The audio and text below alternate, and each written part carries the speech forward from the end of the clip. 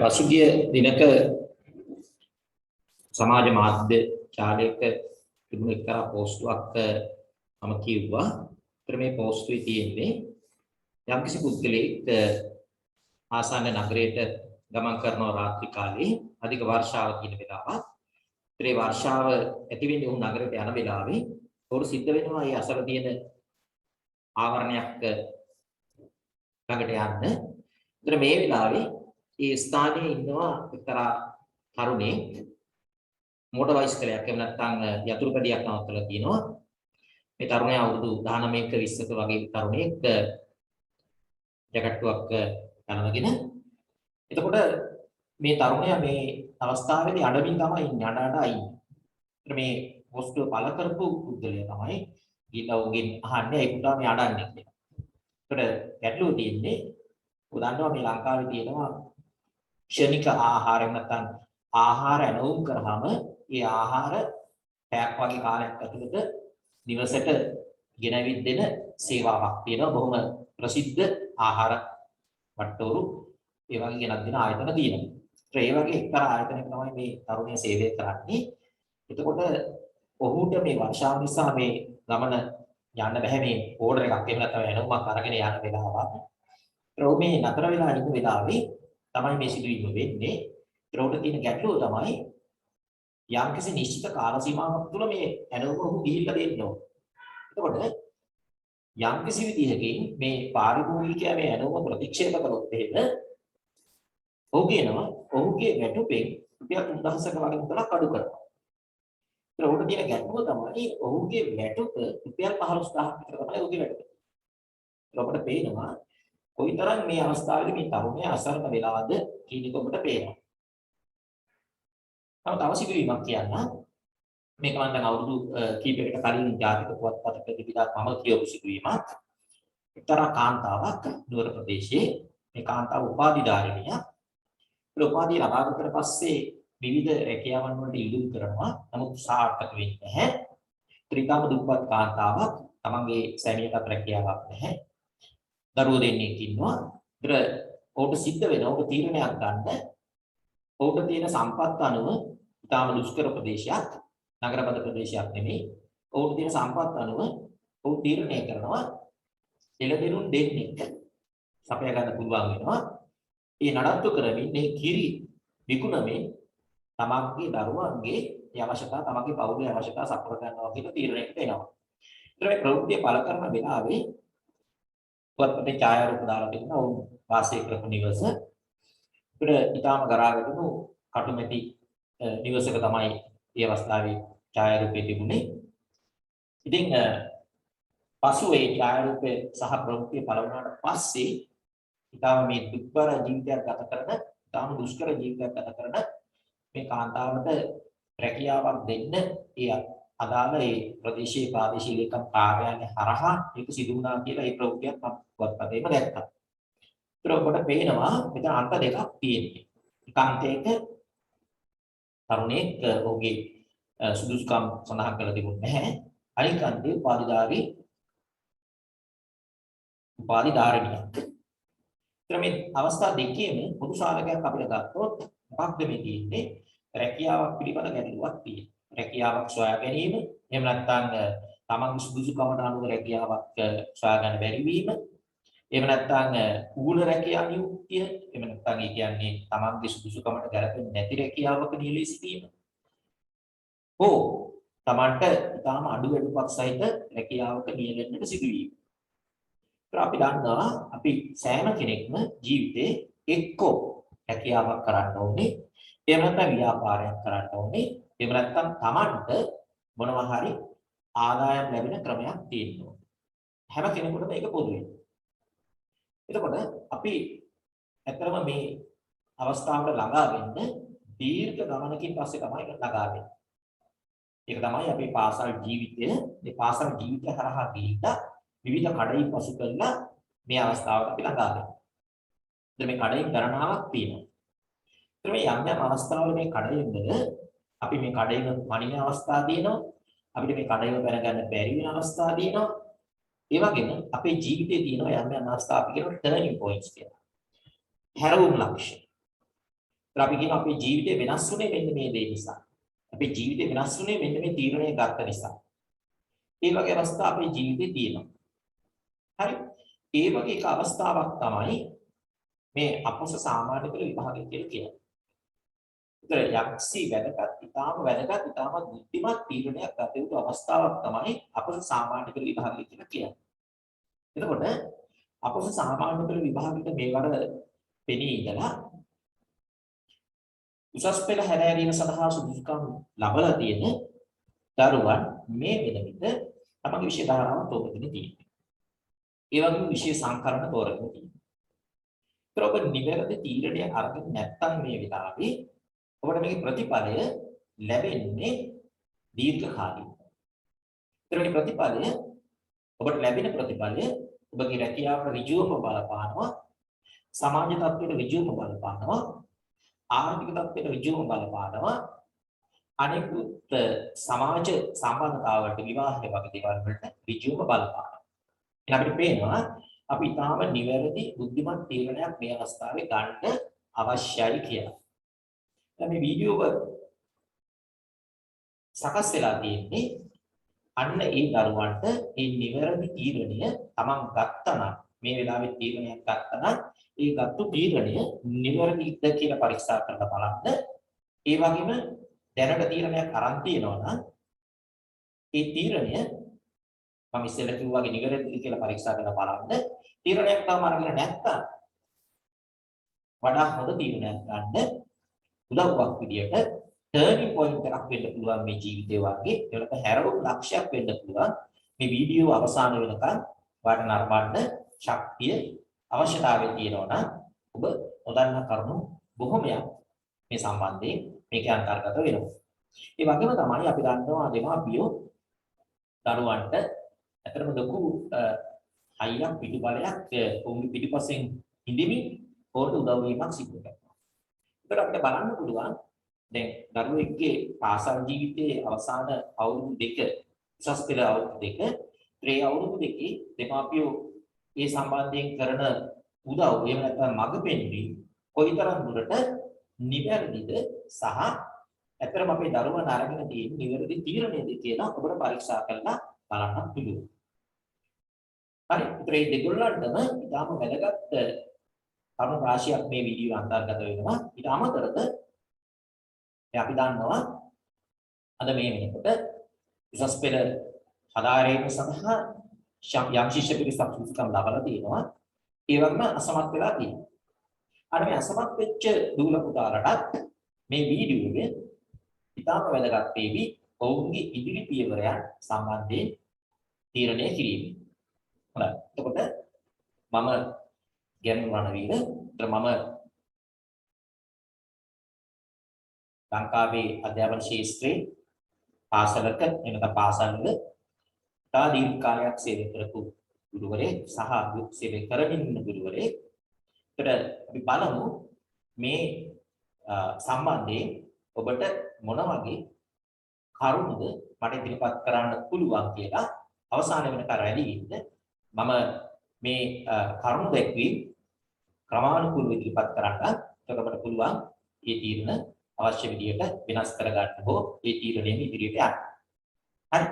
එතකොට ඇත්තටම මේ වෙලාවේ මේ වීඩියෝ නරඹනවා නම් අපි උපකල්පනයක් කරොත් එහෙම මේ ලංකාවේ මේ වර අපේ සාමාන්‍ය පෙළ විභාගෙට පෙනී සිටපු දරුවන් සියලු දෙනාම මේ වීඩියෝ නරඹනවා කියලා උපකල්පනයක් කරොත් එතන මේ අවස්ථාව ඉතාම කනගාටුවෙන් තම මේ වීඩියෝ නරඹන සෑහෙන පිරිසක් ඉන්නවා. අපි හිතමු මේ වීඩියෝ නරඹනවා කියලා සාමාන්‍ය පෙළ විභාගෙට පෙනී සිටපු දරුවන් සහ ඔවුන්ගේ දෙමාපියන් සියලු දෙනාම උපකල්පනයක් කරමු. එහෙම උපකල්පනයක් කරොත් මේ අවස්ථාවේදී මේ වීඩියෝ නරඹන්න පටන් ගන්න මේ පිරිසකින් දල වශයෙන් ලක්ෂ 3කට වැඩි පිරිසක් තාම දුකින් තමයි මේ වීඩියෝ නරඹන්න පටන් ගන්නේ. ඊටම දුකින් තමයි මේ වීඩියෝ නරඹන්න පටන් ගන්නේ. හේතුව තමයි සාමාන්‍ය පෙළ විභාගයේ මේ මෑත කාලින අවුරුදු දිහා බැලුවාම දල වශයෙන් ලක්ෂයක් 1,20,000ක් වගේ පිරිසක් උසස් පෙළ සඳහා සුදුසුකම් නොලබන පිරිසට ඇතුළත් වෙනවා. ඒ කියන්නේ සරල භාෂාවෙන් කිව්වොත් ෆේල් වෙනවා. උසස් පෙළ හදාරන්න බැහැ. ඒක ලක්ෂයකට වැඩි. ත්‍රෝංගි දෙමාපියන් ගත්තාම අම්මයි තාත්තයි දෙන්නම ගත්තාම තුන් දෙනෙක් එකතු වෙනවා. ඒතර ලක්ෂ 3කට වැඩි පිරිසක් මේ ඊටම අසතුටින් ඉන්නේ මේ වෙලාවේ. හරි. ඒතර ඉදිරි යට යන්න ඉස්සෙල්ලා මම තව කරුණක් කියන්න. මේ ළඟදී රූපවාහිනී වැඩසටහනක එක්තරා මහාචාර්යවරයෙක් ලංකාවේ ඇවිල්ලා ඔහු කරුණු දැක්වීම කළා. මට මේ වීඩියෝ කරන්න කලින් මම ඒ පිළිබඳ නැවතත් හොයාගන්න මම උත්සාහ කරා. මට වීඩියෝ හොයාගන්න බැරි වුණා. ඔහු ඒකේ කියනවා ඔහු තුන් පාරක් සාමාන්‍ය පෙළ අසමත්. තුන් පාරක් සාමාන්‍ය පෙළ අසමත්. ඊළඟට උසස් පෙළ ඔහු කරා දෙවරක් විතර කරලා තිබුණා. ඊළඟට ඔහු රැකියාවකට යොමු වෙලා තිබුණා. ඒ රැකියාවකට යොමු වෙලා ඉන්න වෙලාවේදී ඔහුගේ එක්තරා ගුරුවරයෙක් ඔහුව නැවතත් ආසල්ට යොමු කරගෙන ඔහුට අවශ්‍ය අධ්‍යාපන කටයුතු සලස ගන්න අවශ්‍ය පරිසර සකස් කරලා දීලා අද වෙනකොට ඔහු විශ්වවිද්‍යාලයක මහාචාර්යවරයෙක්. ඉතින් මේ වගේ කතා ඕන තරම් අපිට අහන්න දකින්න පුළුවන්. ඕන තරම් නෙමෙයි සැලකිය යුතු ප්‍රමාණයක් අහන්න දකින්න පුළුවන්. ඒතර මේ සාමාන්‍ය පෙළ අසමත් වීම කියලා කියන්නේ ජීවිතය අසමත් වීම කියලා එකපාරට හිතන්නේ නැතුව ඊළඟ වතාවේ එහෙම නැත්නම් ඒ අවශ්‍ය අඩුපාඩුකම් සම්පූර්ණ කරගෙන ඉදිරියට යන්න අවශ්‍ය කරන්න අවශ්‍ය මොනවද කියන එක අපි ඉස්සෙල්ලාම තීරණය කරන්න ඕනේ. ඒත් අපි බැලුවොත් එහෙම මම මේ කරුණු ඉදිරිපත් කිරීම ඇත්තටම කරන්නේ දක්ව සහ තොරතුරු පදනම් ඉදිරිපත් කරන්නේ. ඒත් මේ කරුණු දැක්වීමට මම භාවිත කරනවා විශ්වවිද්‍යාල ප්‍රතිපාදන කොමිෂන් සභාවෙන් නිකුත් කරනවා මේ විශ්වවිද්‍යාල වලට ප්‍රවේශ වෙච්ච දරුවන්ට එක්තරා විශේෂ පොතක්. ඒකට අපි සාමාන්‍ය පොදුවේ කියන්නේ කැම්පස් පොත කියලා. ඒ ප්‍රථම උපාධිය හැදෑරීම සඳහා උපාධි පාඨමාලා තෝරගන්න මේ අවශ්‍ය දරුවන්ට පොතක් නිකුත් කරනවා. ඒ පොතේ තියෙන කරුණු ඒ වගේම ආසියානු සංවර්ධන බැංකුව කියලා බලනවා අපේ ලංකාවට මූල්‍ය ආධාර සපයන විවිධ ව්‍යාපෘති ක්‍රියාත්මක කරන ප්‍රධානතම ජාත්‍යන්තර මූල්‍ය ආයතනයක්. ඒතර ආසියානු සංවර්ධන බැංකුව, ඒ වගේම ලෝක බැංකුව, ඒ වගේම විභාග දෙපාර්තමේන්තුව. මෙන්න මේ ආයතන වලින් නිකුත් කරලා තියෙන දත්තත් එක්ක තමයි මේ කතා බහ ඉස්සරහට යන්නේ. එතකොට අපි ගත්තොත් එහෙම 2020 වර්ෂයේ අපස සාමාන්‍ය පෙළ විභාගෙට පෙනී ඉඳලා තියෙනවා දල වශයෙන් ලක්ෂ 6කට වඩා ශිෂ්‍ය පිරිසක්. ඒතර මේ ලක්ෂ 6කට වඩා ශිෂ්‍ය පිරිසක් පෙනී ඉන්නකොට මේ සමහර ශිෂ්‍ය අතරම පෙනීන්නේ එක විෂයයකට. තමන් ගණිතය අසමත් නම් ගණිතය සමත් කරගන්න. නැත්නම් ගණිතයේ විද්‍යාව නැත්නම් ඉංග්‍රීසි සමත් කරගන්න. ඔය පාසල් අයදුම්කරු ඉඳලා තියෙනවා 4,20,000ක් වගේ පිරිසක්. ඒ වගේම ප්‍රයිවට් එහෙම නැත්නම් පෞද්ගලික අයදුම්කරු ඉඳලා තියෙනවා 1,98,000ක් වගේ පිරිසක්. හරි? ඒතර ඒ අතරින් අපි කිව්වේ ලක්ෂ 6කට වඩා පිරිසක් මේ විභාගයට පෙනී ඉඳලා තියෙනවා. හරි? ඒතර මේ සාමාන්‍ය පෙළ විභාගයට පෙනී සිටින මේ දරුවෝ සහ උසස් පෙළ විභාගයට පෙනී සිටින දරුවෝ අතර විශාල පරතරයක් තියෙනවා. සංඛ්‍යාත්මක වශයෙන්. ඒ උදාහරණයක් විදිහට දැන් අපි 2020 සාමාන්‍ය පෙළ ලියපු දරුවන් පෙනී ඉන්නේ ඒ ලෙවල් විභාගයට එහෙම නැත්නම් උසස් පෙළ විභාගයට 2023 නේ. ඒකේ අපිට ගන්න බෑ. තත්ත්වයක් ගන්න විදිහක් නැහැ. නමුත් 2020 උසස් පෙළ විභාගයේ අපි ගත්තොත් එහෙම 2020 උසස් පෙළ විභාගයේ පෙනී ඉඳලා තියෙන්නේ ලක්ෂ 3ක් වගේ පිරිසක්. 2020 උසස් පෙළ ලක්ෂ 3ක වගේ පිරිසක් තමයි ඉදිරිපත් වෙලා තියෙන්නේ. එතකොට ඔවුන්ගෙන් විශ්වවිද්‍යාලයේ සඳහා පාඨමාලා හැදෑරීම සඳහා සුදුසුකම් ලබලා තියෙනවා. දල වශයෙන් 1,94,000ක් වගේ පිරිසක්. 1,94,000ක් වගේ පිරිසක්. විශ්වවිද්‍යාල වලට ඇතුළත් වීම සඳහා සුදුසුකම් ලබලා තියෙනවා. දැන් ගැටලුව තියෙන්නේ මේ විශ්වවිද්‍යාල වලට ප්‍රවේශ වීම සඳහා සුදුසුකම් ලැබපු මේ ශිෂ්‍ය සංඛ්‍යාව අතර විශ්වවිද්‍යාල වලට ගන්නේ නැහැ. ගන්නේ දල වශයෙන් 100ට 11ක් වගේ පිරිසක් තමයි මේ උසස් පෙළ විභාගෙට පෙනී සිටින දරුවන්. ඒ කියන්නේ 100ක් විභාගෙට පෙනී සිටියොත් 11ක වගේ පිරිසක් තමයි විශ්වවිද්‍යාලයට ගන්න. ඔබ දන්නවා එතනත් එන විශාල තරගයක් තියෙනවා. විශාල තරගයක් තියෙනවා. right? එතකොට මේ දැන් ලෝක බැංකු වාර්තාවල තියෙනවා දල වශයෙන් 100ට 50ක් වගේ පිරිසක් ආසන්න වශයෙන් 50ක වගේ පිරිසක් උසස් පෙළ හැදෑරීමට සුදුසුකම් ලබන්නේ නැහැ කියලා සාමාන්‍ය පිළිපස්සේ. ඒකට මේකේ පිරිමි දරුවන්ගේ නැත්නම් පුතාලාගේ මේ drop out rate එක කියලා අපි කියන එක වැඩි. ගැහැණු ළමයින්ගේ නැත්නම් ශිෂ්‍යාවන්ගේ ඒ drop out rate එක අඩුයි. හරි. ඒත් අපිට මම ගන්නවා මේක 2020 A level එහෙම නැත්නම් උසස් පෙළ හදාරපු දරුවන් විශ්වවිද්‍යාල වලට ප්‍රවේශ වීම පිළිබඳ දත්ත ලබා ගන්න බැහැ. නමුත් 2019 වර්ෂයේ විශ්වවිද්‍යාල වලට ප්‍රවේශ වෙච්ච දරුවන් කොපමණ ප්‍රමාණයක් ඉන්නවාද කියන එක අපි බලමු. එතකොට දැන් 2020 A level විභාගේ 2020 උසස් පෙළ විභාගේ අපි දන්නවා මේ ස්ට්‍රීම්ස් එහෙම නැත්නම් පාසල් තියෙනවා විෂය ධාරාවන් කියලා. විෂය ධාරා 7ක් විතර තියෙනවා.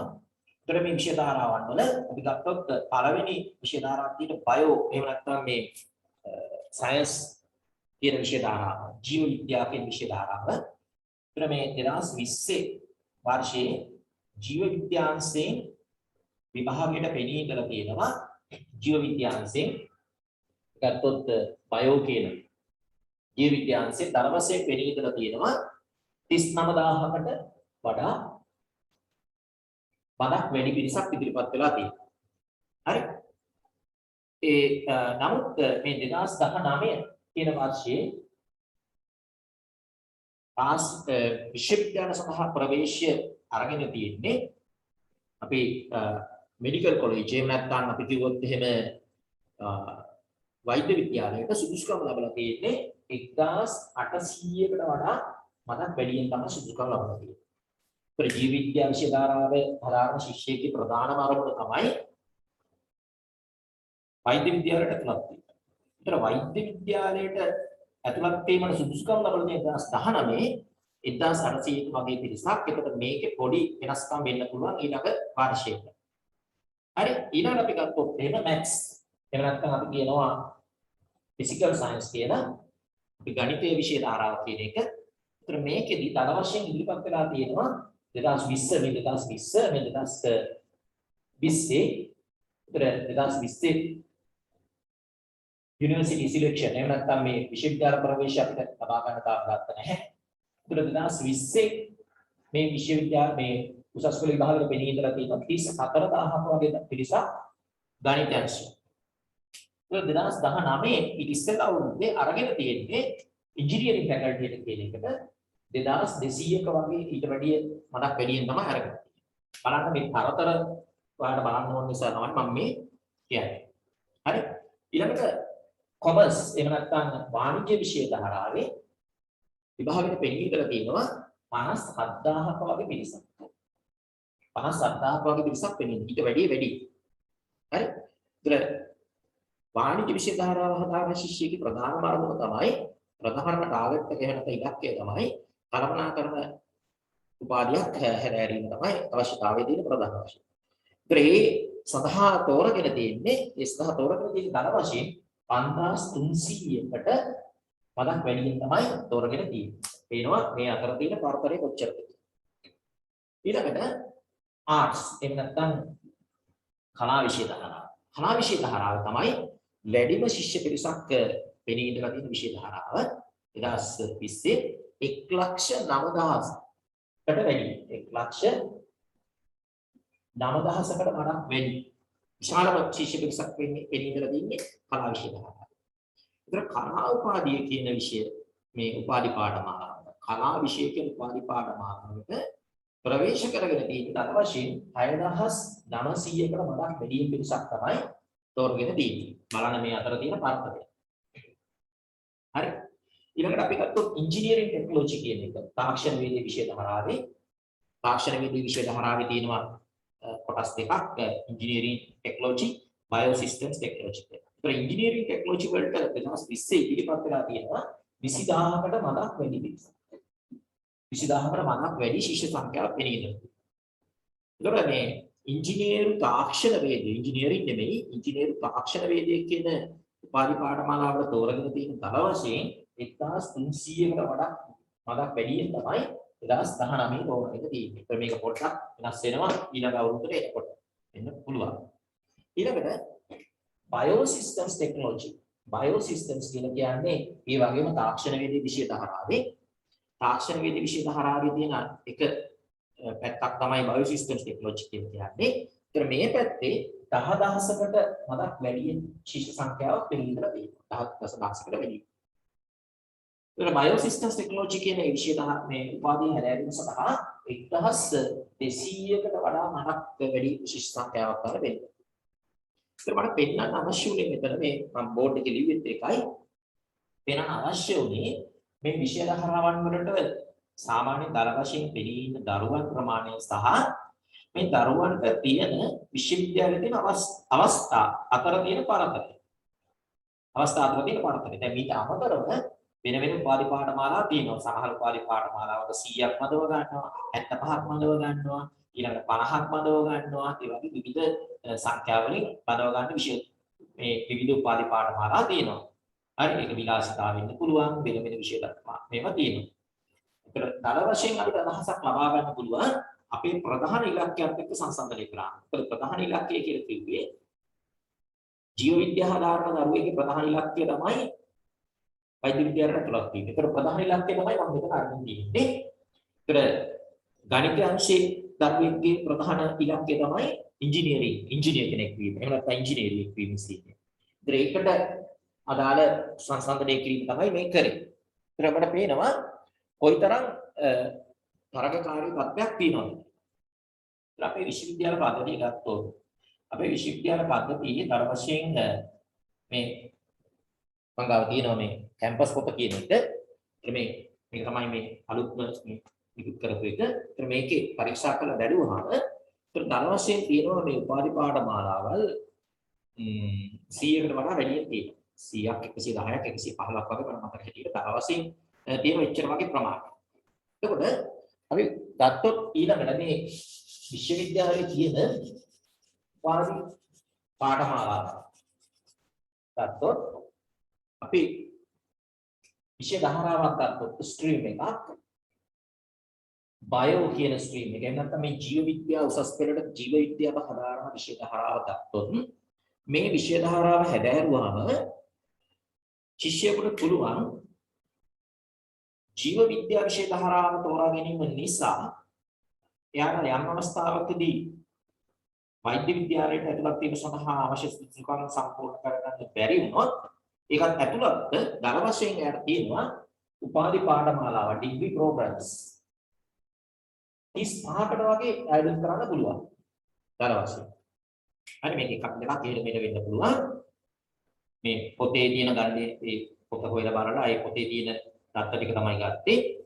ඒතර ජීව විද්‍යා විෂය ධාරාව හැදෑරීම තුළ අරවෙකට පුළුවන් වෛද්‍ය විද්‍යාල එහෙම නැත්නම් මේ වෛද්‍ය උපාධිය ලබා ගැනීම මේ ඉලක්කය පොඩ්ඩක් වෙනස් වුණොත් එයාට පුළුවන් ඒක ඇතුළත් උපාධි පාඨමාලා 35ක් වගේ තව ප්‍රමාණයක් තියෙනවා. ඊළඟට ෆිසිකල් සයන්ස් එහෙම නැත්නම් අපි මැත්ස් කියන විෂය ධාරාව right හැදෑරුවොත් ශිෂ්‍ය ගණිත විෂය ධාරාව හැදෑරුවොත් ඒතර එයාගේ ප්‍රධාන ඉලක්කය තමයි ඉංජිනේරුවෙක් වෙන එක. ඒතර ඒ ඉලක්කය පොඩ්ඩක් එහෙට මෙහෙට වුණොත් එයාට තියෙනවා ඒ ඉංජිනේරින් ඇතුළත් තව උපාධි පාඨ ඒ වගේම උපාධි පාඨමාලා 13කට ඉල්ලුම් කිරීමේ හැකියාව තියෙනවා. ශිෂ්‍ය. හරි ඊළඟට වාණිජ්‍ය විෂය ධාරාව. වාණිජ්‍ය විෂය ධාරාව හැදෑරුවොත් වාණිජ්‍ය විෂය ධාරාව හදාරන දරුවෙකුගේ ප්‍රධාන ඉලක්කය අපේ කළමනාකරණ උපාධියක් ලබා ගැනීම. ඒකට ඒක පොඩ්ඩක් එහෙට මෙහෙට වුණොත් පොඩ්ඩක් වෙනස් වුණොත් එයාට පුළුවන් ඒකත් ඇතුළත් උපාධි පාඨමාලා 7ක් වගේ ප්‍රමාණයක් තියෙනවා වාණිජ්‍ය විෂය ධාරාව හැදෑරීම නිසා අඩු කරන්න පුළුවන්. හරි ඒ වගේම තමයි ආර්ට්ස් කලා විෂය ධාරාව අපි කිව්වා විශාලම විෂය ශිෂ්‍ය පිරිසක් හිටියේ 150ක වගේ පිරිසක් හිටියා. ඒක අපි දැක්ක 6000ක වගේ පිරිසක් තමයි ඇත්තටම ඒ කලා උපාධිය කියන එකට බඳවගෙන තිබුණේ සමස්ත විශ්වවිද්‍යාල පද්ධතියෙම. ඒතර ඒක පොඩ්ඩක් එහාට මෙහාට වුණොත් ඔවුන්ට පුළුවන් තවත් පාඨමාලාවන් උපාධි පාඨමාලාවන් 13ක් වගේ ප්‍රමාණයකට අයදුම් කරන්න පුළුවන්කම තියෙනවා. හරි. ඊළඟට EP එහෙම නැත්නම් අපි කියනවා ඉංජිනේරිං ටෙක්නොලොජි තාක්ෂණ වේදික විෂය ධාරාවේ ඒගොල්ලන්ට තාක්ෂණ වේදයේ ඉංජිනේරු තාක්ෂණ වේදයේ කියන උපාධිය තියෙනවා. ඒ වගේම තමයි බයෝසිස්ටම්ස් කියන එකේ මේ තාක්ෂණ වේදික විෂය ධාරාවේ තියෙන එක අංශයක් අපි කිව්වා. ඒගොල්ලන්ට තියෙනවා බයෝසිස්ටම්ස් කියලා එක උපාධි පාඨමාලාවක් තියෙනවා. ඊළඟට තියෙන විශේෂම කාරණයක් තමයි මේ ඕනෑම විෂය ධාරාවක ශිෂ්‍යයෙකුට ඒක ජීව විද්‍යාව වෙන්න පුළුවන්, නැත්නම් කලාව වෙන්න පුළුවන්, නැත්නම් බයෝසිස්ටම්ස් වෙන්න පුළුවන්. ඕනම විෂය ධාරාවක ශිෂ්‍යයෙකුට අයදුම් කරන්න පුළුවන් උපාධි පාඨමාලා. අපි ඒක නම් කරමු penny stream කියලා. penny stream කියලා. ඒ වගේ උපාධි පාඨමාලා 45ක් විතර තියෙනවා. දල වශයෙන්. ඉතින් මේ ඕනම විෂය ධාරාවක ශිෂ්‍යයෙකුට අයදුම් කරන්න පුළුවන්. හරි. ඒ වගේම ඊළඟ විශේෂම කාරණේ තමයි මෙන්න මේ තාක්ෂණ වේදයේ හදාරන දරුවෝ.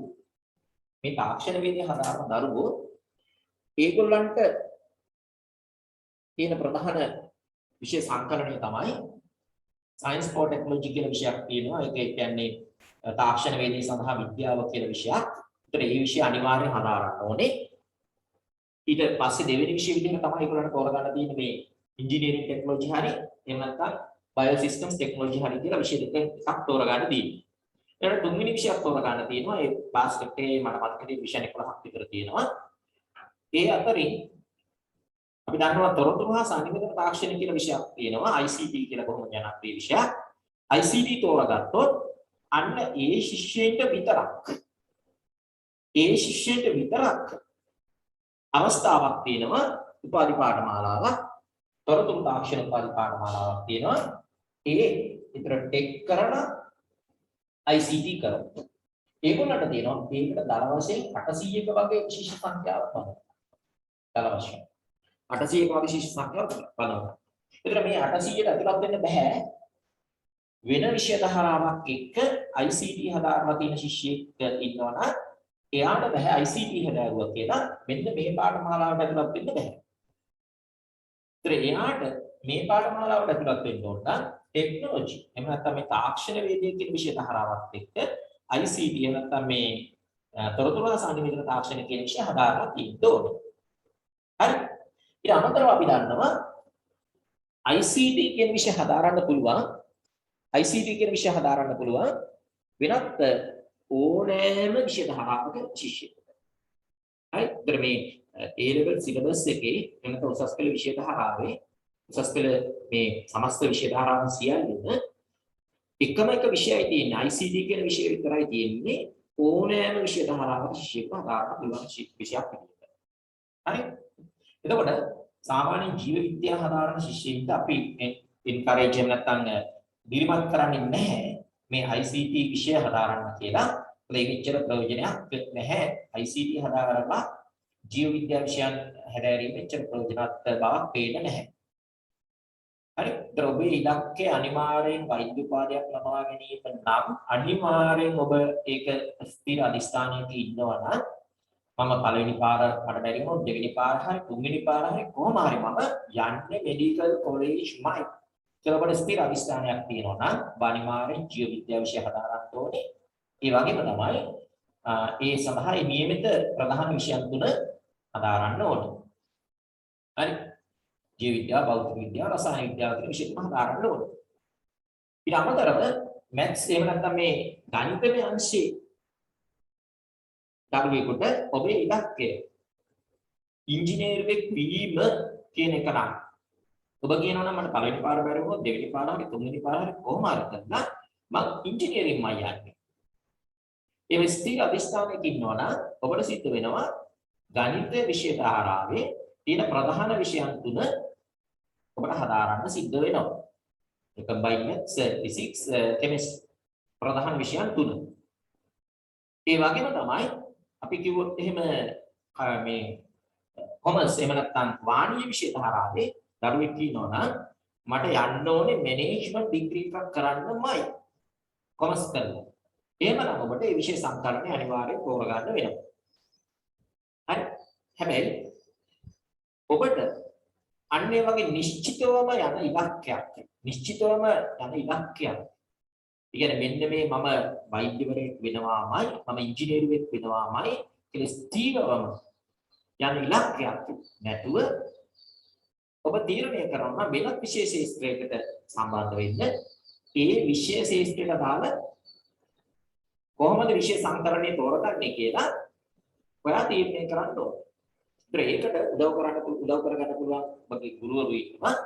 ඒ වගේම තමයි මේ අර අපි මේ කැම්පස් පොත කියලා කියන මේක කියන ශ්‍රී ලංකා විශ්වවිද්‍යාල ප්‍රථම උපාධි පාඨමාලා සහ ප්‍රවේශ. ඒතර මේක තියෙනවා විවිධ උපාධි පාඨමාලාවල් හදාරන්න අවශ්‍ය සුදුසුකම් ටික. ඒ කියන්නේ උසස් පෙළදී අපි මොනවද හදාarලා තියෙන්න ඕනේ? විශේෂ සංකල්ප මොනවද? අපි දැන් සමහර වර්ගවල ඉන්නවා ඒගොල්ලෝ කියනවා මට ආකිටෙක්ට් කෙනෙක් වෙන්න ඕනේ. ඒතර ආකිටෙක්ට් කෙනෙක් වෙන්න අවශ්‍ය විශේෂ සංකල්ප මොනවද කියලා මේක කියනවා. ඒතර ආකිටෙක්ට් කෙනෙක් වෙන්න අවශ්‍ය නම් සමහර විෂයන් හැරෙරුවම එයාට ආකිටෙක්ට් කෙනෙක් වෙන්න බෑ. ඒ වගේ අපිට සමහර ඒවා තියෙනවා සමහර ඒවා තියෙනවා දැන් තමන්ගේ දෙමාපියන්ගෙන් එකක් පියා වෙනතම් මව යම් විශේෂ යම් රැකියාවක නිරත වෙනවා නම් ඒ ආවාශයෙන් අපි තීරණය කරනවා දැන් මම කියපු උදාහරණේ ආකිටෙක්ට් කෙනෙක් වෙනවා කියලා. ත්‍රියා තීරණය කරනවා මම මගේ පියා ආකිටෙක්ට් කෙනෙක් විතර මමත් ආකිටෙක්ට් කෙනෙක් වෙනවා කියලා තීරණය කළා. එයා අනිවාර්යෙන් මේ විෂය ධාරාවේ මේ වගේ සම්පත්පත වගේ මේ වගේ දෙයක් අපි භාවිත කරලා අපිට ඒ තීරණය ගන්න සිද්ධ වෙනවා. හරි. එහෙනම් අපි එතකොට බලමු මේ විෂය ධාරාවල් ඔයා තෝරගත්තාම ඇත්තටම දැන් අපි මේ විවිධ විෂය තෝරගෙන අපි මේ උසස් පෙළ විභාගෙට පෙනී ඉඳලා මම මේ වීඩියෝ ආරම්භ කරනකොට මුලින්ම කිව්වා වගේ අපිට ප්‍රධාන අරමුණු තුනයි තියෙන්නේ. අරමුණු තුන මොනවද?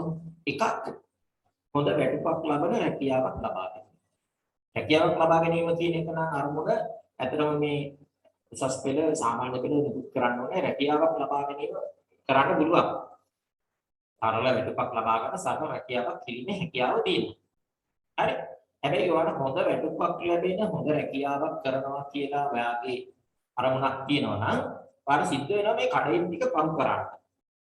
ඊළක්කේ හිතේ තියාගෙන කඩයින් ටික පහු කරන්න සිද්ධ වෙනවා. එහෙම නැත්නම් ඔයාගේ අරමුණක් තියෙන්න පුළුවන් පෞලි ව්‍යාපාරයක් තියෙනවා නැත්නම් ඔයා ව්‍යාපාරයක් ආරම්භ කරන්න ප්‍රාග්ධනයක් වඩ යොදා ගන්න පුළුවන්. මම අධ්‍යාපන සුසුකම් ටික සපුරගෙන මගේම ව්‍යාපාරයක් ආරම්භ කරනවා. විතර සමාජ ව්‍යාපාරයට අවශ්‍ය වෙන සුසුකම් ටික සපුර ගන්න වෙයි. එහෙම නැත්නම් ඒ කුමන හෝ උපාධියක් ලබාගෙන ඔයා එහෙම තීරණයක ඉන්න පුළුවන්. එහෙම නැත්නම් ඔයාලට පෞද්ගලික ධනයක් තියෙන්න ඕනේ ඔයාගේ දෙමාපියන් අසීමිතව මහන්සි වෙලා උපේලා ඔයාට ඔයාගේ ජීවිත කාලය පුරාවටම රැකියාවක් කරේ නැතුවට රැකියාවක නිරතුනේ නැතුවට ඔයාට ආදායම ලැබෙන ආදායම හොඳටම ඇති. ඉඩ කඩක් තියෙනවා, දේපල තියෙනවා, විශාල වතු පිටි තියෙනවා. ඒ බෑන ආදායම වෙනවා.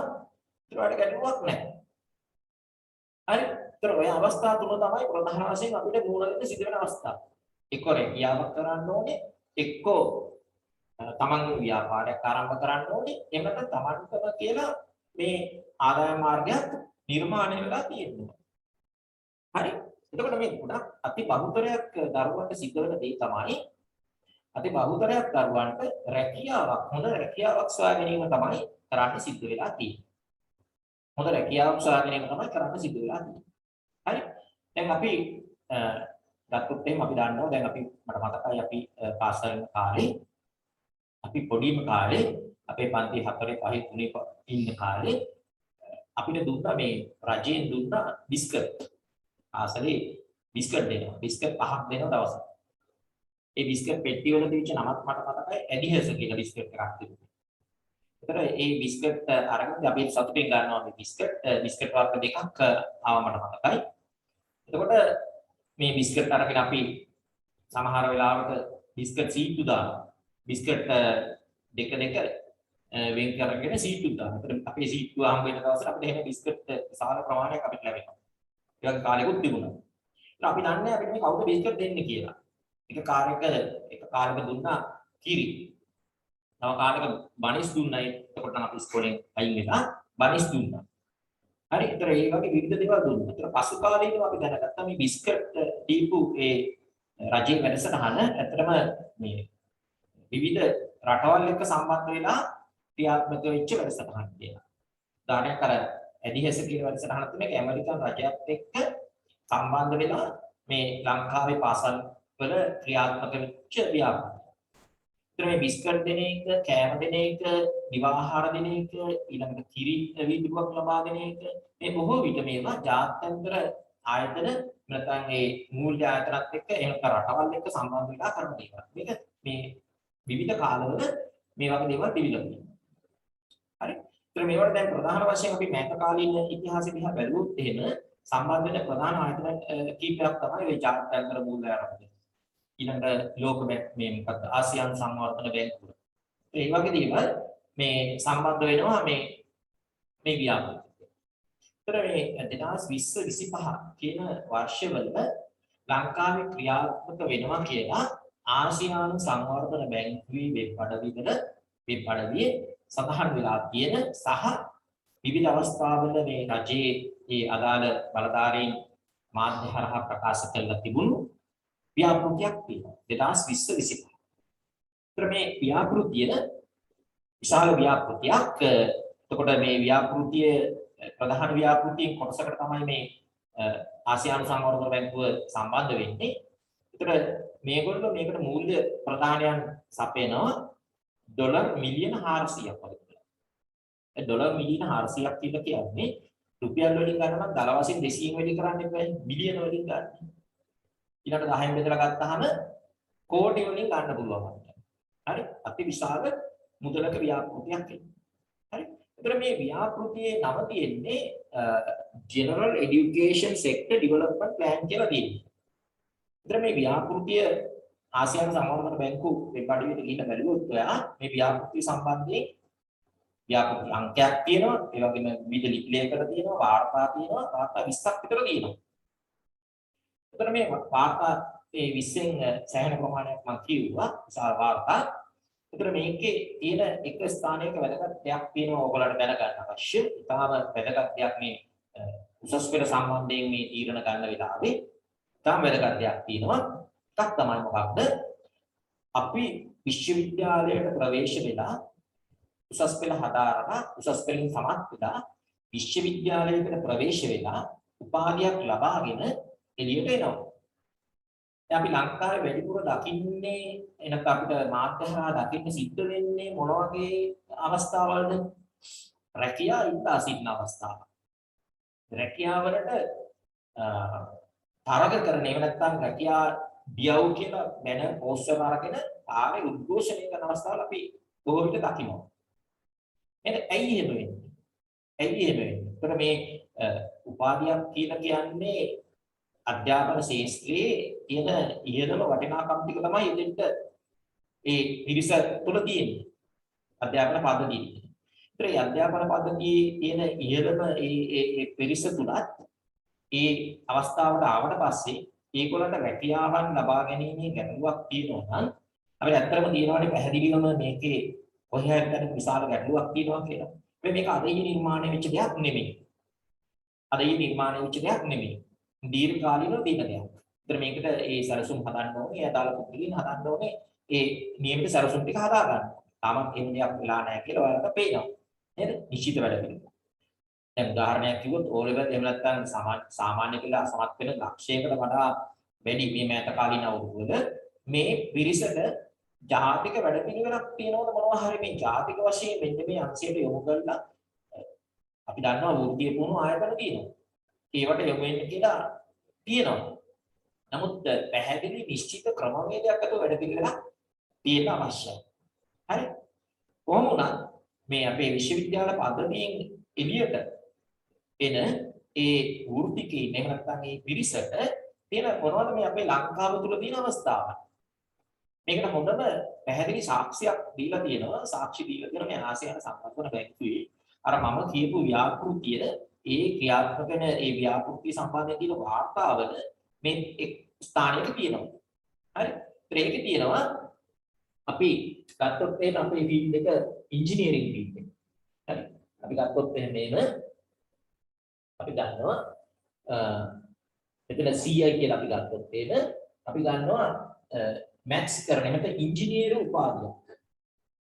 ඉංජිනේරින් ඩිග්‍රී එකක්.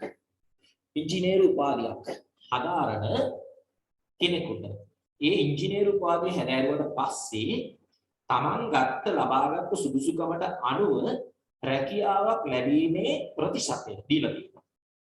හරි. ඒක දල වශයෙන් දීලා තියෙන්නේ ප්‍රතිශතය 195යි. 195යි. ඒතර වාට හිතෙන්න පුළුවන් නැත්නම් දෙයක් අපිට ඉංජිනේරුවෙක් වෙලත් 100%ක්ම පිරිසකට රැකියාවක් නැහැ. 105ක් ඉන්න ඕනේ රැකියාවක් නැති. ඒත් මේ වාර්තා මම හදපුවා නෙමෙයි. හරි. ඒතර මේකේ මම හිතන්නේ මේ අතර මේ 105 මෙතර මේ තමන් ලබා ගන්න ඉංජිනේරු උපාධියට ගැළපෙන රස්සාවක් ලැබීමේ ප්‍රතිශතය. ඒතර 105කට එහෙනම් ඉංජිනේරු උපාධියට ගැළපෙන රැකියාවක් ලබාගෙන නැහැ කියන එක මේ 105න් කියන්නේ. මම හිතන්නේ බොහෝ විට මේක අපි දන්නවා ඉංජිනේරුවෙක් වුණාම මේක ඊටම විශාල ඉල්ලුමක් තියෙන ශේෂ්ත්‍රයක්. ඒතර මේ අයට සමහරට විදේශගත වෙන්න අවස්ථාවක් හම්බෙනවා. සමහරට මේ විදේශගත වෙලා තියෙන්න පුළුවන්. එහෙම නැත්නම් මේ දත්ත ලබා ගැනීමේ මොන හරි අපහසුතාවක් තිබිලා තියෙන්න පුළුවන්. එහෙම නැත්නම් කෙනෙක් උපාධිය ලබාගෙන ඔහු යම් අවස්ථාවක තීරණය කරලා තියෙන්න පුළුවන් තමන්ගේම ව්‍යාපාරයක් පටන් ගන්නවා කියලා. එහෙම නැත්නම් ඒ තමන්ගේ දීපල තියෙනවා ඒකට නඩත්තු කරගෙන ඉන්නවා කියලා. අන්න ඒ වගේ පිරිසක් තමයි. එහෙම නැතුව මේ ඉංජිනේරු උපාධිය හදාරන රැකියාවක් නැහැ කියලා තියෙන තැන කියන එක අපිට පිළිගන්න ඇත්තටම අමාරුයි මේ වෙලාවට. හරි. ඊළඟට අපි ගත්තොත් එහෙම වෛද්‍ය උපාධිය. හරි. වෛද්‍ය උපාධියක් අපි දන්නවා මෙඩිකල් කොලෙජ් ඉතාලම ඉහළ ඉල්ලුමක් තියෙන ශාස්ත්‍රයක්. මේ ඉල්ලුම ඇති වෙන ප්‍රධානම හේතුවක් තමයි මේ ශාස්ත්‍රයට ආවට පස්සේ Tamanට උපයා ගන්න පුළුවන් මුදල් ප්‍රමාණය ඉතාම වැඩි කියලා අපි ඒක පොදුවේ පිළිගන්න දෙයක්. පොදුවේ දකින්න දෙයක්. ඒතර ඒ නිසා ප්‍රධාන වශයෙන් ලොකු ඉල්ලුමක් තියෙනවා මේකට. ඒතර ඉංජිනේරු උපාධියක් ලබා ගැනීමටත් තියෙන ඉල්ලුම එහා බැඳුණු දෙයක්. ඒතර මේ අපි වෛද්‍ය උපාධියක් ලබා ගත්තොත් කෙනෙකුට ඒ වෛද්‍ය උපාධිය ලබාගත් කෙනාට රැකියාවක් ලබා ගැනීමේ සම්භාවිතාවයේ සුදුසුකමට අනුව මේ ආසියානු සංවර්ධන බැංකුව වාර්තාවේ තියෙන දත් වලට අනුව 191යි.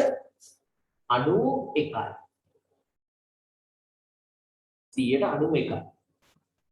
191. ඒත් මේකෙත් මම විශ්වාස කරන්නේ ඇත්තටම මේ අය මේ ඉතුරු 109 කියන ප්‍රමාණය ඇත්තටම රැකියාවක් නැතුව රැකියාවක් හොයමින් රැකියාවක් සොයා ගන්න අපහසුවෙන් ඉන්න තත්ත්වයක් නෙමෙයි මෙතන පෙන්වන්න කරන්නේ මේ පිරිස. මෙන්න මේ පිරිස.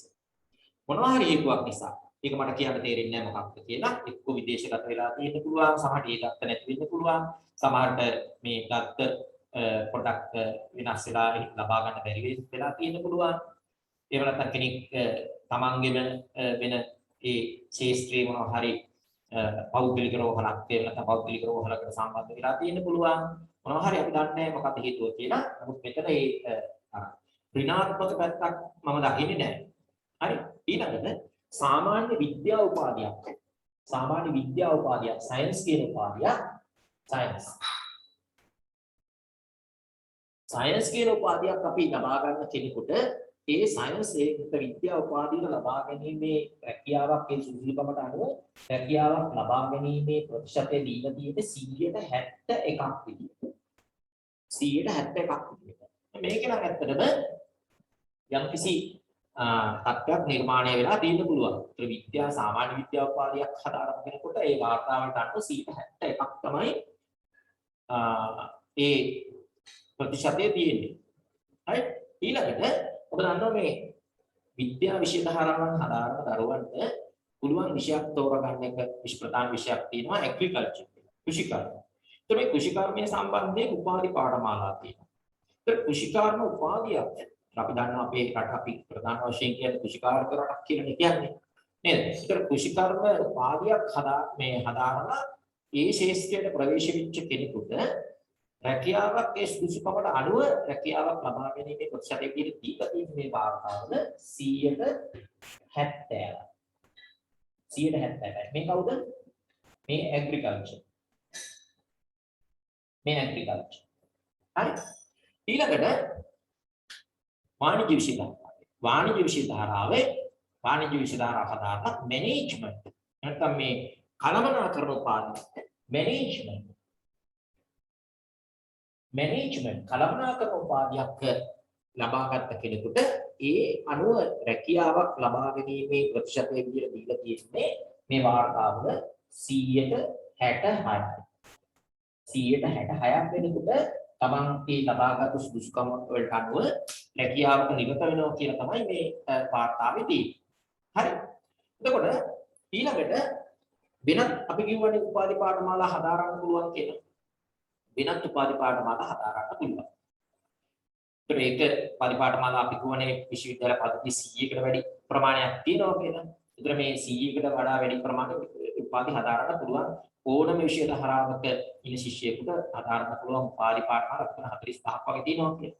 ඒතර අපි ගමු එක අද කියලා ගමු. වෙනත් උපාධියක්. වෙන උපාධියක් ලබාගත් කෙනෙකුට තමන් මේ ලබාගත් උපාධියට අනුව සුසුකම් වලට අනුව රැකියාවක් ලබා ගැනීම සම්භාවිතාව ටික දීලා තියෙන්නේ 58%. 58%. හරි.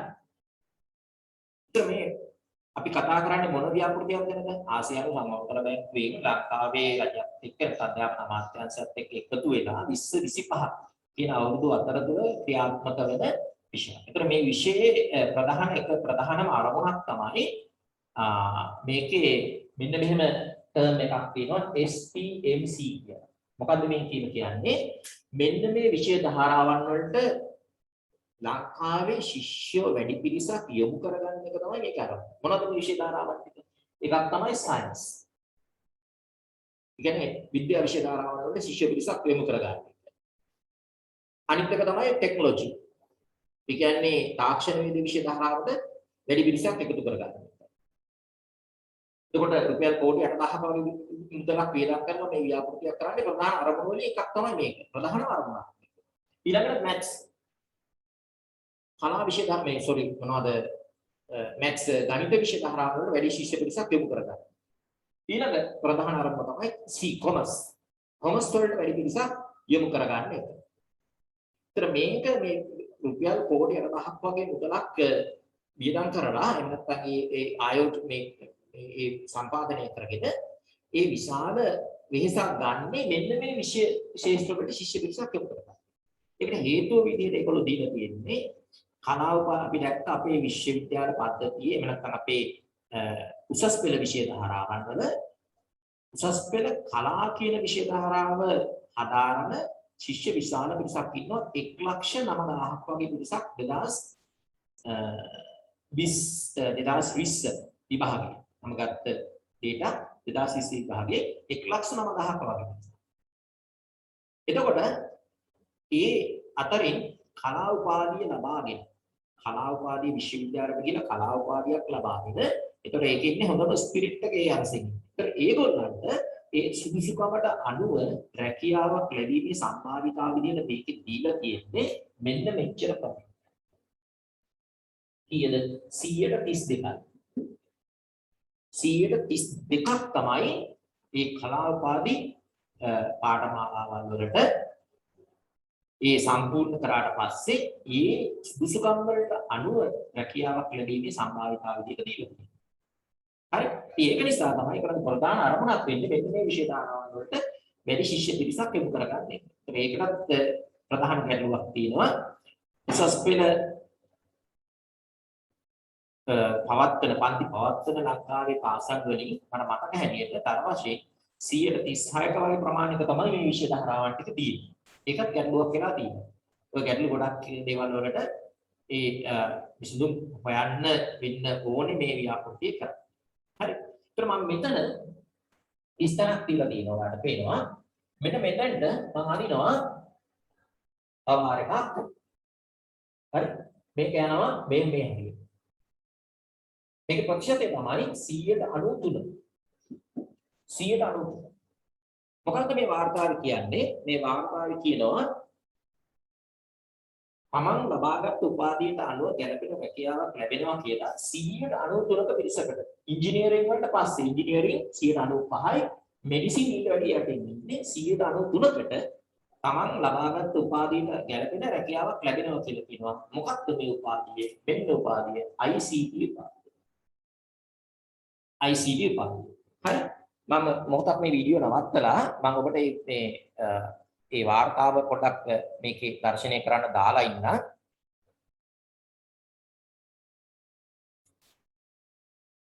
හොඳයි මේ තිරේ දර්ශනය වෙන්නේ ඒ ආසියානු සංවර්ධන බැංකුවේ ඒ අදාළ ව්‍යාපෘතිය සම්බන්ධයෙන් නිකුත් කරලා තියෙනවා. මම කියව වාර්තා 20ක් විතර නිකුත් කරලා තියෙනවා සංඛ්‍යාලේඛන සහිතව. අන්න ඒ සංඛ්‍යාලේඛන සහිතව ඉදිරිපත් කරලා තියෙන මේ වාර්තා අනුව මේ යම්කිසි එක් වාර්තාවක තියෙන தත්ත්ව ටික තමයි මේ ඔබට දැන් දැర్శණය වෙන්නේ. හොඳයි දැන් ඊටාම පැහැදිලි මේ කතන්දරෙත් එක්ක ඔබට සෑහෙන අවබෝධයක් එන්න ඇති. අපොස් සාමාන්‍ය පෙළ පිළිබඳව ඒ වගේම අපොස් උසස් පෙළ සඳහා විෂයන් තෝරා ගැනීම සම්බන්ධයෙන් තියෙන යම් තත්ත්වයන් පිළිබඳව ඊළඟට උපාධි පාඨමාලාවන් විශ්වවිද්‍යාලවල තියෙන උපාධි පාඨමාලාවන් පිළිබඳව එතන මේ උපාධි පාඨමාලාවන් විවිධ දේවල් හැරෑරුවාම අපිට රැකියාව වෙන්නපලේ තියෙන රැකියා අවස්ථාවන් අනුව. ඒත් මට මෙතන කියන්න විශේෂයෙන් අවශ්‍ය වෙන ප්‍රධානම දෙයක් තමයි අපි යම්කිසි අවස්ථාවක යම්කිසි තීරණයක් අරගත්තට පස්සේ ඒ තීරණය තුල අපි සෑහෙන දුරක් ගමන් කරනවා ජීවිතේ හැම දෙයක්ම එහෙමයි. ඒතර මේ තීරණය තුල සෑහෙන දුරක් ගියාට පස්සේ අපිට යම් අවස්ථාවකදී තේරෙනවා ඒ ගත්තු තීරණය වැරදි කියලා. නමුත් සමහර වෙලාවට අපිට මේ තීරණය වෙනස් කරගන්න ආපස්සට ගිහිල්ලා ඉන්න හැකියාවක් නැහැ. ඒක ප්‍රධාන ගැටලුවක් නෙවෙයි ජීවිතේ ගොඩක් වෙලාවට තියෙන ගැටලුවක්. අපි ගත්ත තීරණ වැරදි. මේක ඉතාම කෙටි කාලෙකින් නිවැරදි කරගත්තොත් අපිට මේකේ ගැටලුව අපි निराකරණය කරගන්න පුළුවන්. ඒ වගේම සෑහෙන දුරක් ඉස්සරහට ගියාට පස්සේ අපිට මේකෙන් ආපස්සට එන්න ආපස්සට ඇවිල්ලා අපව නිවැරදි කරගෙන ඉස්සරහට යන්න හැකියාවක් නැහැ. හරි? එතකොට ඒක නිසා තමයි මම කියන්නේ මේ උසස් පෙළ විෂය ධාරාවන් සහ විෂය සංකලන තෝරනකොට ඊටාම කල්පනාකාරී වෙන්න අවශ්‍යයි කියලා කියන්නේ ඒකයි. අපි නිවැරදි විෂය ධාරාව සහ නිවැරදි අපේ අවශ්‍යතාවය අපේ හැකියාව අනුව නිවැරදි විෂය ධාරාව සහ විෂය සංකලනය තෝරගත්තේ නැත්නම් අපිට යන්න පුළුවන් දුරක්. නමුත් ඒ දුර ගිහිල්ලා යම් අවස්ථාවක් අපිට සිද්ධ වෙනවා රැකියාවක් සඳහා ඉල්ලුම් කරන්න. හරි ආන්න ඒ අවස්ථාවේදී අපි තුල තියෙනවද මේ අපෙන් ඉල්ලන හැකියාවන් ටික නිපුණතා ටික තියෙනවද? අන්න එතෙන්දි තමයි මම හොඳම ඔප්ෂන් එකක් විදිහට හොඳම තේරීමක් විදිහට ඔයගලන්ට කියන්නේ ICT එකට තොරතුරු හා සාධිත තාක්ෂණ විෂය ධාරාව නැත්නම් විෂය ඉතාම හොඳ තේරීමක් කියලා ඒක මම ඔප්පු කරලා පෙන්නුවා.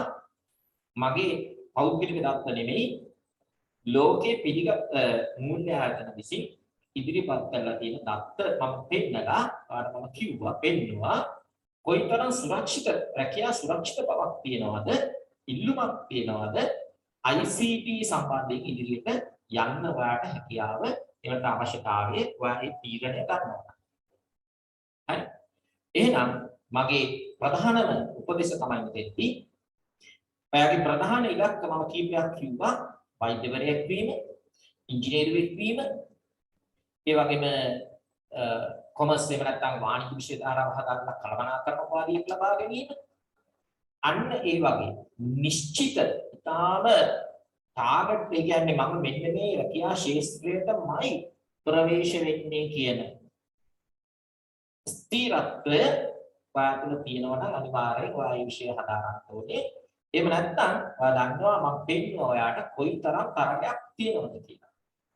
අපි කිව්වොත් 100ක් විෂයට ලිව්වොත් 100ක් උසස් පෙළ විභාගෙට දෙන්නේ සිටියොත් ඇත්තටම 111ක් වගේ පිරිසක් තමයි විශ්වවිද්‍යාලය ඇතුළට යන්නේ. විශ්වවිද්‍යාලය ඇතුළට මේ ප්‍රවේශ වෙන්නේ. හරි. එතකොට ඊටාම සුළු සම්භාවිතාවක් තියෙනවා. එතනිනුත් අපි විශ්වවිද්‍යාලයේ උපාධිය සම්පූර්ණ කරගෙන එළියට ගිහිල්ලා අපිට සිද්ධ වෙනවා රැකියාවක් ලබා ගැනීම සඳහා බෝඩ් එකක් අරගෙන පාරේ ඉන්න. එහෙම නැත්නම් මේ රැකියාව ලබාගෙන වෙන ඌන රැකියා නියුක්තිය කියලා අපි කියන්නේ ඒ සුදුසුකමට නොගැලපෙන ඊට වඩා අඩු රැකියාවක් කරන්න සිද්ධ වෙනවා නම් අපි අර අවුරුදු ගණනාවක් තිස්සේ අවුරුදු අපි ඉගෙන ගන්නවා 13 වසර වෙනකම් අවුරුදු 13ක් අපි ඉගෙන ගන්නවා පාසලේ ඊළඟට අපි උපාධියක් හදාරන අවුරුදු 3ක් හරි 4ක් හරි වැය කරනවා මේ ඔක්කොම process එක ගිහිල්ලා මේ ඔක්කොම ක්‍රියාවලිය ඉස්සරහට ගිහිල්ලා අපිට සිද්ධ වෙනවා නම් අර කඩදාසියක් අරගෙන උපාධිය කියන ඒ කඩදාසි කොලේ අරගෙන අපිට ඊටාම අපහසුතාවට පත් වෙන සිද්ධ වෙනවා රැකියාවක් හොයාගන්න. එහෙනම් එතෙන්දී එක හිතලා හරියන්නේ නැහැ. එතෙන්දී හිතලා හරියන්නේ අන්නේ බුද්ධිමත් තීරණයක් ගන්න උදව්වක් විදියට තමයි මම තීරණය කළේ මේ වගේ වීඩියෝවක් වාට ඉදිරිපත් කරනවා. ඒත් එතෙන්දී මම කියන්නේ අති විශාල පිරිසක්. තවමත් අපේ නිවැරදිම තීරණය අරගෙන නැහැ. උසස් පෙළ විෂය ධාරාවක් නැත්නම් විෂය සංකරණයක් තෝරා ගැනීම. ICT කියන විෂය එහෙම නැත්නම් මේ තොරතුරු සම්නිවිතන තාක්ෂණ වේදේ කියන විෂය තෝරා ගන්න කියලා මම යෝජනා කරන්නේ අන්නේ කතන්දරේ නිසා. හරිද? එතකොට ICT කියන විෂය ධාරාව අපිට හැදෑරුවට පස්සේ ICT සම්බන්ධ මේ උපාධි පාඨමාලාවල් ගණනාවක් විශ්වවිද්‍යාලවල තියෙනවා. ඒ විශ්වවිද්‍යාලවල තියෙන ICT උපාධි පාඨමාලා අතරින් ඔබට හොඳ පාඨමාලාවක් තෝරගන්න පුළුවන්. ඊට අමතරව පෞද්ගලිකව එනත පෞද්ගලික උපාධි ප්‍රදානය කරන ආයතනවල ප්‍රධානම උපාධියක් තමයි ICT උපාධිය කියන එක මේ වෙනකොට. හරි ඔබට ගෙවීමක් කිරීමේ එහෙම නැත්නම් වියදම් දැරීමේ හැකියාවක් තියෙනවා නම් ඔබට ඒ සම්බන්ධයෙන් ඒ පැත්තට යොමු වෙලා ඉක්මනට ඒ උපාධිය ඒ කාල සීමාව තුළ සම්පූර්ණ කරගෙන හොඳ ගෞරවනීය එහෙම නැත්නම් හොඳ සුව පහසු වැඩ පරිසරයක් සහිත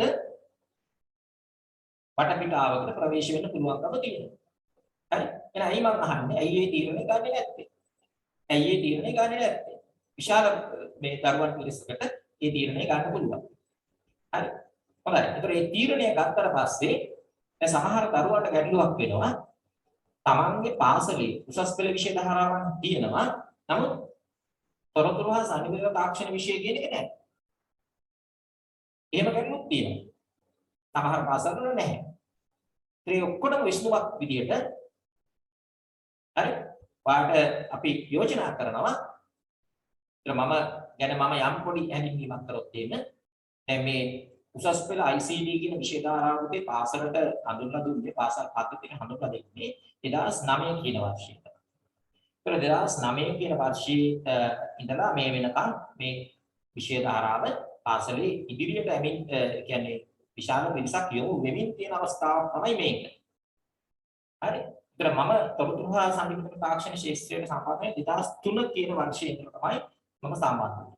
2009 කියන වර්ෂයේ උසස් පෙළ තොරතුරු හා සම්නිවේදන තාක්ෂණය මේ පාසල් පද්ධතියට හඳුන්වලා දෙන අවස්ථාවේම ඒ අවුරුදු ඉඳලා දක්වාම තොරතුරු හා සම්නිවේදන තාක්ෂණ ශාස්ත්‍රයේ ගුරුවරයෙක් විදියට විශාල දරුවෝ පිරිසක් සමග වැඩ කරමින් ඒ දරුවන්ගේ අවශ්‍ය උසස් අධ්‍යාපන සඳහා යොමු කරමින් ඒ සමස්ත කාර්ය තුළම නියැලෙච්ච ගුරුවරයෙක් විදියට මට වාට සාහිත්‍යයක් දෙන්න පුළුවන් මේ විදියට. අපි අපේ තොරතුරු හා සම්නිවේදන තාක්ෂණ මේ අලුත් දරුවන්ට අපි අපේ තුන්වෙනි කණ්ඩායම පටන් ගන්න බලාපොරොත්තු වෙමින් ඉන්නවා. ඒතර ඔයාලට පුළුවන් තුන්වෙනි කණ්ඩායමට සම්බන්ධ වෙන්න. යම් දරුවෙකුට ගැටලුවක් තියෙනවා නම් තමන්ගේ පාසලේ ICT මේ එවනකට තොරතුරු හා සම්නිවේදන තාක්ෂණ කියන විෂය පාසලේ නැහැ කියලා කිසි ගැටලුවක් නැහැ. මේ පන්ති වලට සම්බන්ධ වෙලා මුල ඉඳලා ඒ පාඩම් ටික නිවැරදිව සම්පූර්ණ කරගත්තොත් ඉතාමත්ම ඉහළ සාමාර්ථයකට ගෙනියන්න පුළුවන් හැකියාව තියෙනවා. ඔයාලට අවුරුදු සුසුකම තියෙනවා නම් විෂයන් 6ක් සමත් වෙලා විෂයන් 3කට සම්මාන ගණිතය සහ මව් භාෂාව සමත් වීම ඇතුළු. ඔන්න ඔය අවුරුදු සුසුකම තියෙනවා නම් ඔයාලට ඒ ස්ථානයට ළඟා වෙන්න පුළුවන්. හැබැයි මේ පාඨමාලාවට නිවැරදිව මුල ඉඳලා සම්බන්ධ වෙන්න සිද්ධ වෙනවා. හරි. ඒ සම්බන්ධ වෙන්න අවශ්‍ය දරුවන්ට මම ඒ WhatsApp නම්බර එක බෝඩ් එකේ මම ලියන්න. WhatsApp නම්බර එක ප්‍රවාහ පුළුවන් 077 86 20 105 කියන නම්බර එකට WhatsApp පණිවිඩයක් එවලා මාගේ නම පාසල දිස්ත්‍රික්කය. හරි. name එතකොට පාසල පිට ඕනේ ඊළඟට district ඊළඟට ඔය සිංහල මීඩියම්ද එහෙම නැත්නම් ඉංග්‍රීසි මීඩියම්ද ඉංග්‍රීසි මීඩියම් කියන බව සඳහන් කරලා WhatsApp පණිවිඩයක් එවලා අන්තිමට මුලින්ම සම්බන්ධ වෙන්න පුළුවන්. ඒක අපි ක්‍රමානුකූලව ඉතාම ක්‍රමානුකූලව මුල ඉඳලා ඕලේ වල එහෙම නැත්නම් සාමාන්‍ය පෙළ ICT දැනුමක් නැතුව මේ ක්‍රියාදාමය ආරම්භ කරන්න පුළුවන්. ඒතර මේ ක්‍රියාදාමය ආරම්භ කරාට පස්සේ අපි ඒවා දැනගන්න ඕන එක ප්‍රධාන දෙයක් තමයි උසස් පෙළ කියන්නේ උසස් පෙළ. සාමාන්‍ය පෙළදී අපි සාමාන්‍ය දැනුමක් ලබා ගන්නවා විෂයන් විශාල ප්‍රමාණයක 9ක් වගේ ප්‍රමාණයක සාමාන්‍ය දැනුමක් ලබා ගන්න. උසස් පෙළදී මේ විෂය ප්‍රමාණය සීමා වෙනවා. විෂය ප්‍රමාණය සීමා වෙලා අපි විෂයන් 3ක් අරගෙන ඒ 3 උසස් පිළිබඳ උසස් දැනුමක් ලබා ගන්න. උසස් පෙළ. ඒක නිසා මේ සෙල්ලමක් නෙමෙයි. හැබැයි යන්න පුළුවන් ටාගට් එකක් මුල ඉඳලා පැහැදිලිව පිළිවෙලකට ක්‍රමානුකූලව තමන්ගේ වැඩ කටයුතු ටික කරගෙන ඉස්සරහට ගියොත් මේක ජය ගන්න පුළුවන්. ඒක තරගයක් නෙවෙයි. අපි පෙන්නවා තරගය තුල කොයි වගේ සීමිත පිරිසකටද මේ තරගයේ වාසි හිමි වෙන්නේ. ඒතර මේ තරගය තුල වාසි හිමි වෙන්නේ හොඳටම වැඩ කරන කණ්ඩායමකට. හොඳටම මේව නිවැරදිව කරගන්න කණ්ඩායමකට. මොකද තරගයක් තියෙන නිසා. තරගයක් නැත්තම් ගැටලුවක් නැහැ. හරි 1,94,000ක් වගේ පිරිසක් සුදුසුකම් ලැබුවා.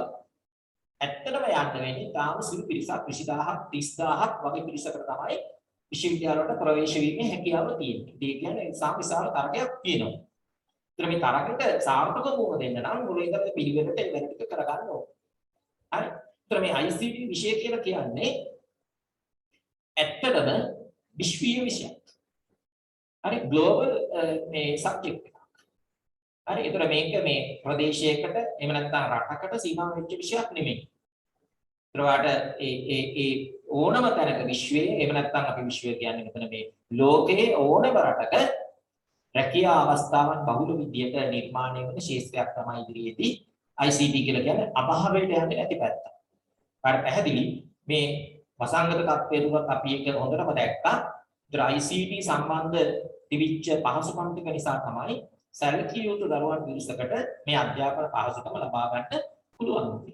නේ? සමහර දරුවෝ අපි දන්නවා දුෂ්කර පළාත්වල ගස්වල නැගගෙන වහලවල නැගගෙන ඒ වගේ දුෂ්කරවත් අධ්‍යාපනය ලබා ගන්න දරුවෝ ඉන්නවා. ලබා ගන්න දරුවෝ ඉන්නවා. සමහර දරුවන්ට ඒ අවශ්‍ය මේවලක් ලබා ගන්න බැරි දරුවෝ ඉන්නවා. අපි දැක්ක පුවත්පත් වාර්තාවල තියෙනවා සමහර දරුවෝ එක ප්‍රදේශයක මම දැක්කා වෙලිගොඩ දානවා. මොකටද? ෆෝන් එකක් ගන්න. එතකොට අපිට තව දැක්කා තව දරුවෝ පිරිසක් යම්කිසි වගාවක් කරනවා. ඒ වගාවෙන් ලැබෙන ආදායම විකුණලා ෆෝන් එකක් ගන්න. ඉතින් එහෙම දුක්ඛිත තත්ත්වයක් තියෙනවා. ඉතින් මම අහන්නේ එහෙම එච්චර විශාල උත්සාහයක් ගන්න ජීවිතේ ගොඩනගා ගන්න වෙහෙසක් ගන්න පිරිසක් දරුවෝ පිරිසක් ඉන්නවා. ඒතර ඒ දරුවෝ ඒ වෙහෙස ගන්නේ නැතුව එතනම රැඳී ඉන්නවද? එහෙම නැත්නම් වෙහෙස වෙලා එතනින් ගොඩට පනිනවද? හරි එතනින් ගොඩට පනිනවා. ඒ ඔයාලට විවිධ දේවල් වලට ඇහෙනවා විවිධ දේවල් වලට දකින්න ලැබෙනවා. ඒතර රැකියාවක් සොයා ගැනීම පිළිබඳ විවිධ ගැටලු තියෙනවා. ඒතර මේ හැම එකකටම අපි මේ යන ගමන තුල ගන්න තීරණ ටික හරි වැදගත්. හරි. ඒතර අර අපි කියපු ආසියානු සංවර්ධන බැංකුවේ ඒ තියෙන වාර්තාවල තියෙන එක දෙයක් තමයි මේ අධ්‍යාපන පද්ධතිය තුල නිර්මාණය වන දරුවන්ට 21 වෙනි සියවසට අවශ්‍ය ස්කිල්ස් එවනත නිපුණතා නැහැ කියන්නේ. 21st century skills මේව නැහැ කියන්නේ. මොනවද මේ 21 වෙනි සියවසේ නිපුණතා කියලා කියන්නේ? තොරතුරු හා සංනිවේදන තාක්ෂණය කියලා කියන්නේ 21 වෙනි සියවසේ තියෙන නිපුණතා. හරි.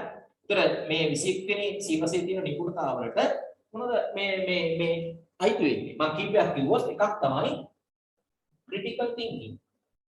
critical thinking. මොකද critical thinking කියන්නේ? විචාරශීලීව හිතන්න පුළුවන් හැකියාව නැහැලු මේ අපේ තියෙන අධ්‍යාපන පද්ධතිය තුළ බිහි වෙන දරුවෝ බොහොමයකට. විචාරශීලී විදිහට හිතන්න පුළුවන් හැකියාව නැහැ. ඒ කියන්නේ යම් කිසි කෙනෙක් කිව්වොත් යම් දෙයක් ඒ කියපු දේ ඒ කියපු ආකාරයෙන්ම පිළිගන්නවා කිසි බකලි භාවයක් නැතුව විචාරයක් නැතුව එහෙම නැත්නම් ඒ වෙන විමසීමක් කරන්නේ නැතුව පිළිගන්න හැකියාව පිළිගන්න මේ ස්වરૂපය තමයි තියෙන්නේ. ඒක අපිට තියෙන්න ඕනේ ඒක නෙමෙයි. ඇත්තටම යම් කිසි කෙනෙක් යම් දෙයක් කිව්වහම ඒක මාධ්‍යයක් කරා වෙන්න පුළුවන්, දේශපාලනඥයෙක් වෙන්න පුළුවන්, එහෙම නැත්නම් වෙන කෙනෙක් වෙන්න පුළුවන්, අසල්වාසියෙක් වෙන්න පුළුවන්. මේ කවුරු කිව්වත් අපි තුල හැකියාවක් තියෙන්න ඕනේ. විචාරශීලීව ඒ පිළිබඳව යම් කිසි තීරණයකට එන්න මොහු කියන්නේ මේ හරි දෙයක්ද, වැරදි දෙයක්ද? නමුත් ප්‍රශ්නේ තියෙන්නේ අර වාර්තාවලම තියෙනවා මෙන්න මේ වගේ 21 වෙනි සීවසට අවශ්‍ය මේ නිපුණතාව වර්ධනය වෙන්නේ නැහැ. තව නිපුණතාව ගොඩක් තියෙනවා 21 වෙනි සීවසට අවශ්‍ය නිපුණතා. ඒතර මම කීපයක් මෙතන සඳහන් කරන්න. මොකක්ද එක? අනිත් එක තමයි communication skills. communication skills. මොනවද? සංනිවේදන නිපුණතාව. දැන් මම මේ කරන්නේ සංනිවේදනයක් නේ. මම ඔයාලට මේ පිළිබඳව මේ තිබිච්ච தත්ත්වය සහ මේ අනාගතයේ තියෙන අවස්ථාව පිළිබඳව යක් පැහැදිලි කිරීමක් මේ කරන්නේ. ඒතර මේක මම සංනිවේදනය කිරීමක් තමයි කරන්නේ. ඒතර මට මේ සංනිවේදන හැකියාව නැත්තම් මට මේ වීඩියෝ කරන්න බෑ. ඒතර මට පුළුවන් වෙන්න ඕනේ. ඔයාලට පුළුවන් වෙන්න ඕනේ යම් දෙයක් තව කෙනෙකුට සංනිවේදනය කරන්න. ඒතර ඒක අපි ගෙදර අපේ සමාජිකයොත් එක්ක කතා බහ කරනවට වඩා වෙනස්. ඒතර පිරිසකට සංනිවේදනය කරනවා කියන එකකට වඩා වෙනස්. පිරිසක් ඉදිරියේ කතා කරනවා කියන එකත් ඊට වඩා වෙනස්. හරි. එතකොට මේව සංනිවේදන අපි යම් කිසි අවස්ථාවක අපිට මොනවා හරි වැඩ පරිසරයක වැඩ කරන්න සිද්ධ වුණාම සමහර පුද්ගලයෝ ඉන්නවා හරි අමාරු ඒකලොත් එක්ක ගනුදෙනු කරන්න. හරි. එතකොට මේ සංනිවේදනය කරන්න බෑ ඒගොල්ලන්ට. යම් කෙනෙකුට කියන්න බෑ යම් දෙයක්. පැහැදිලි කරලා දෙන්න බෑ. හරි. ඊළඟ තව තියෙන මේ හැකියාවක් තමයි ක්‍රියේටිවිටි. නිර්මාණශීලී හැකියාව. ඒ නිර්මාණශීලී හැකියාව කියලා කියන්නේ යම් කෙනෙකුට මෙහෙම දෙයක් නෙමෙයි. යම් කෙනෙකුට පුළුවන් වෙන්න ඕනේ නව නිර්මාණ කරන්න. නව නිර්මාණ කරන්න පුළුවන් නම් හොඳයි. නමුත් මෙතනින් අදහස් වෙන්නේ ක්‍රියේටිවිටි කියන එකේ තමන් ඉන්න පරිසරයේ මොකක්ද? අන්න ඒ පරිසරයේ තමන්ට කරන්න තියෙන ඕනේ වැඩ ටිකක්, කාර්යයන් ටිකක්. ආන්ගේ කාර්යයන් ටික නිර්මාණශීලී විදිහට කරන්නේ කොහොමද? හරි. ආන්ගේ හැකියාව ගොඩක් අයට අඩුයි කියලා තමයි කියන්නේ මේ අධ්‍යාපන පද්ධතිය තුළ මේ බිහි වෙන මේ දරුවා අතර. ඊළඟ තව එකක් තමයි 21 වෙනි සීවසේ problem solving. මේ problem solving කියලා කියන්නේ ගැටලු නිරාකරණය කිරීම. right? ගැටලු නිරාකරණය. ඒත් ගැටලු නිරාකරණය කර ගැනීම පිළිබඳව නම් ලොකු ගොඩක් ගැටලු තියෙනවා කියලා අපිට පේනවා මේ ලංකාවේ හැමතැනම බලනකොට අපිට පේනවා. නේද? ගැටලු නිරාකරණය කර ගැනීම ගැටලු තියෙනවා. ඒක මේ අපේ ලංකාවේ තියෙන පාලන පද්ධතියේ තියෙන සමහර ආයතන දිහා බැලුවත් අපිට හොඳට පේනවා. ඈ සාරව කිව්වොත් එහෙම අපේ තියෙන පාර්ලිමේන්තු ව්‍යවස්ථාදායකය. මේක තුල ගැටලු නිරාකරණය කරගන්න යොදා ගන්න ක්‍රමවේද පිළිබඳ සමහර වෙලාවට තියෙන්නේ විශාල අප්‍රසන්න බවක් නේද? ඒ වගේම තමයි සමහර අවස්ථාවල මේ ඉහළටම ඉගෙනගෙන ඒ විශ්වවිද්‍යාල පද්ධති තුල සමහර වෙලාවට ගැටලු විසඳ ගන්න ආකාරය කණ්ඩායම් අතර අපිට පේනවා. සමාජයේ අනික් අයට පේනවා. ඊට පහළ ස්තරවල එහෙම නැත්නම් වෙනත් ස්තරවල ඉන්න අයට පේනවා. ඒතකොට මේ ගැටලු නිරාකරණය කර ගැනීම සඳහා ඒ පාර්ශ්වවලට හැකියාවක් තියෙනවා ඇත්තටම. නේද? ඒ තමන්ගේ ශරීර ශක්තිය භාවිත කරලා එහෙම නැත්නම් වෙන වෙන උපක්‍රම පිළිගත නොහැකි උපක්‍රම භාවිත කරලා ගැටලු විසඳ ගන්න උත්සාහ කරනවා. හරි. ඒ වගේම තමයි තව හැකියාවක් තමයි perseverance.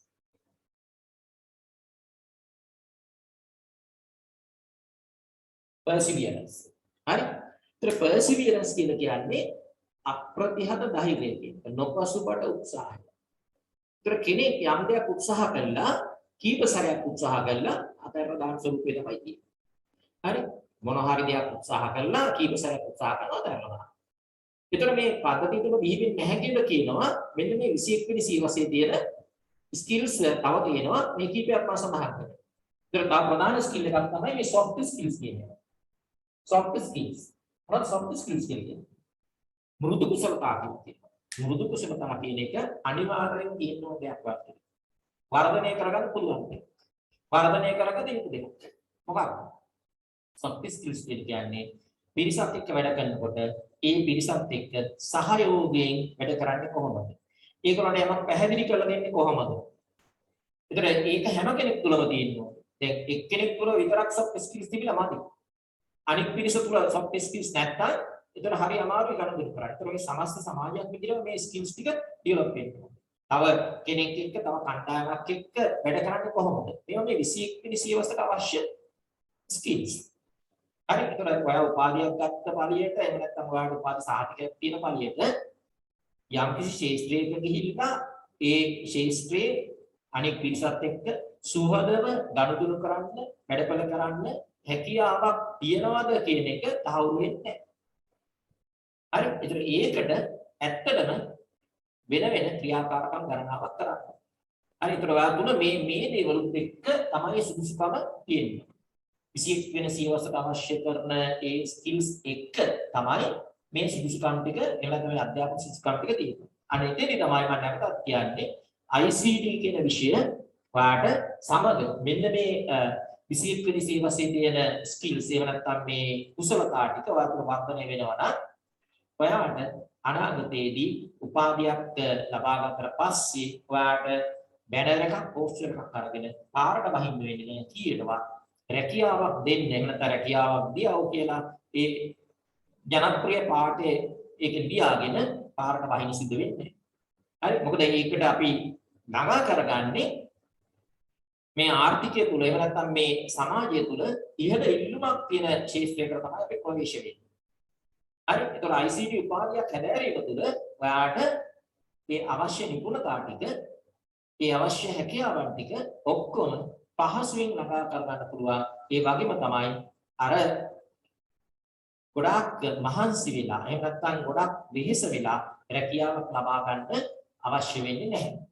හරි එහෙනම් මම නැවතත් ඔයාලට කියන්නේ තෝරගන්න ICT level වලට ප්‍රධාන විෂයක් විදිහට තෝරගන්න ඉංග්‍රීසි හෝ සිංහල මාධ්‍යයෙන් තෝරගන්න. ඒකට හොඳ ගුරුවරයෙක් හොයාගන්න. එතෙන්දී මට අපිට පුළුවන් උදව් කරන්න. ඒ සඳහා ඔයාගේ මේ විස්තර ටික සපයන්න. ඊට පස්සේ අපේ තුන්වෙනි කණ්ඩායමට අපි බඳවගෙන අපි විෂය තුල තියෙන්නේ මොනවද? විෂය ඒ වගේම මේ විෂය ධාරාව තුල තියෙන්නේ මොනවද? සහ මේවෙන් අපිට ප්‍රවේශ වෙන්න පුළුවන් ශාස්ත්‍ර විශාල ප්‍රමාණයක් තියෙනවා. ICT කරන එක ශාස්ත්‍රයක් නෙමෙයි. ඒක database administrator කෙනෙක් වෙන්න පුළුවන්, software engineer කෙනෙක් වෙන්න පුළුවන්, web developer කෙනෙක් වෙන්න පුළුවන්, computer programmer කෙනෙක් වෙන්න පුළුවන්.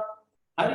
ඒතර ඒ වගේ විශාල ශාස්ත්‍ර ගණනාවක් මේ තුල තියෙනවා. මේ ICT මේ හැදෑරීම තුල ඔයාලට ප්‍රවේශ වෙන්න පුළුවන් ශාස්ත්‍ර විශාල ප්‍රමාණයක් තියෙනවා. ඒ පිළිබඳව වෙනත් වීඩියෝ වලින් සඳහන් කරනවා. ඒ අතරේ ඔයා මේකට සම්බන්ධ වෙන්න මේ වීඩියෝ එක subscribe කරන්න. ඒ වගේම තමයි ප්‍රධාන වශයෙන් මේ තීරණ මේ සාමාන්‍ය පෙළ ඉවර වෙලා මේ උසස් පෙළ විෂය ධාරාවක් සහ විෂය සංකලන තෝරගන්න තීරණය ඉතාම නිවැරදිව ගන්න. මේ නිවැරදි භාවය තුළ තමයි ඔයාගේ අනාගත සුරක්ෂිතභාවය රැඳිලා තියෙන්නේ.